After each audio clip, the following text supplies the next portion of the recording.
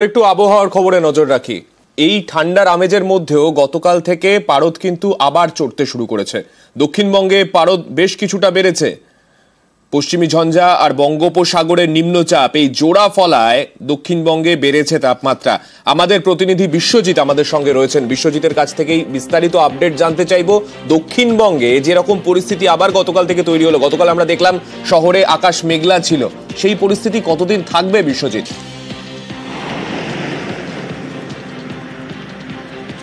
একদম হালকা বৃষ্টিও হয়েছে কলকাতা শহরে দু এক জায়গায়, খুবই সামান্য 0.8 মিলিমিটার। এবং এই পরিস্থিতি যেমনটা তুমি বললে যে কিছুটা গরম বেড়েছে, একদমই রাতের তাপমাত্রা বেশ কিছুটা বেড়েছে। গতকাল দিনভর একটা শীতের আমেজ ছিল, কারণ কোল্ড ওয়েভের মতন পরিস্থিতি। দিনের বেলা বৃষ্টি হয়েছে, মেঘলা আকাশ ছিল। এই পরিস্থিতি আজ অতটা থাকবে না, কিন্তু সকালের দিকে আংশিক মেঘলা আকাশ থাকবে। আগামীকাল থেকে একেবারে পরিষ্কার আকাশ, কারণ দুটো বিষয়, একদিকে পশ্চিমী ঝঞ্ঝা যেটা ছিল সেটা পাস করে গেছে, এবং আরও একটি যে নিম্নচাপ তৈরি হয়েছে সেটিও আগামীকালের মধ্যে স্থলভাগে প্রবেশ করে যাবে, তামিলনাড়ুতে অনেকটা দূরে রয়েছে। আর তার ফলে আগামীকাল থেকে রোদ ঝলমলে পরিষ্কার আকাশ বাংলায়, এমনটাই পূর্বাভাস। দু এক জায়গায় সকালের দিকে হালকা কুয়াশা থাকবে, কিন্তু আগামীকাল থেকে ধীরে ধীরে পারদ নামবে, এবং সপ্তাহের শেষ দিকে যে পারদ নামবে যার ইঙ্গিত আবহাওয়া দপ্তর আবহাওয়া বিজ্ঞানীরা দিচ্ছেন, তাতে কলকাতায় 14 থেকে 15 ডিগ্রি সেলসিয়াসে নেমে যেতে পারে, এবং জেলার ক্ষেত্রে পশ্চিমের জেলাগুলির ক্ষেত্রে 10 ডিগ্রি বা তার নিচেও নেমে যেতে পারে। একেবারেই তাই, কেননা যেরকম তাপমাত্রা বেড়েছে তাতে আবারও এই ঠান্ডা বাড়লে যে দক্ষিণবঙ্গের মানুষ কিছুটা স্বস্তি পাবেন তা আলাদা করে বলে দেওয়ার অপেক্ষা রাখে না। তবে একটু উত্তরবঙ্গের দিকে এবার নজর রাখি। উত্তরবঙ্গে কিন্তু এরকম তাপমাত্রা হঠাৎ করে না বেড়ে গেলেও কুয়াশার জের কিন্তু রয়েছে, ঘন কুয়াশা রয়েছে উত্তরবঙ্গ জুড়ে।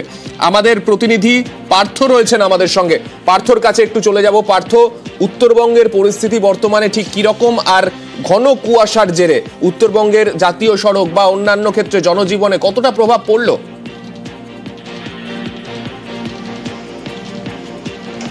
একেবারেই তাই, গোটা উত্তরবঙ্গের কিন্তু আজকে কুয়াশার দাপট রয়েছে। পাহাড় সমতল সর্বত্র, কালিম্পং থেকে শুরু করে কার্শিয়াং, অন্যদিকে শিলিগুড়ির থেকে রায়গঞ্জ, সর্বত্র কিন্তু সকাল থেকে কুয়াশার দাপট রয়েছে। স্বাভাবিকভাবেই জাতীয় সড়কগুলিতে অত্যন্ত ধীরগতিতে যান চলাচল করছে, ট্রেন চলাচল যথেষ্ট ধীরগতিতে চলছে, এমনটাই কিন্তু খবর পাওয়া যাচ্ছে। স্বাভাবিকভাবে বেশ কিছু ট্রেনও কিন্তু বিলম্বে চলবে, যা কুয়াশার দাপট রয়েছে একেবারে মালদা থেকে শুরু করে আলিপুরদুয়ার পর্যন্ত।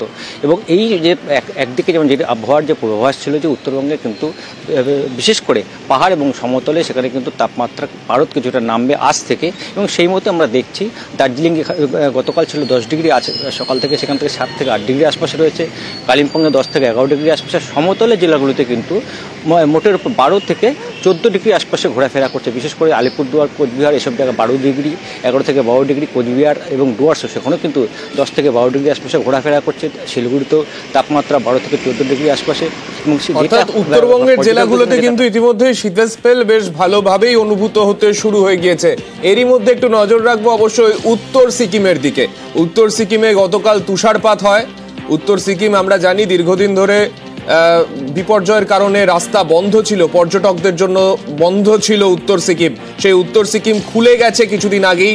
সেই উত্তর সিকিমে ইতিমধ্যেই শুরু হয়েছে তুষারপাত।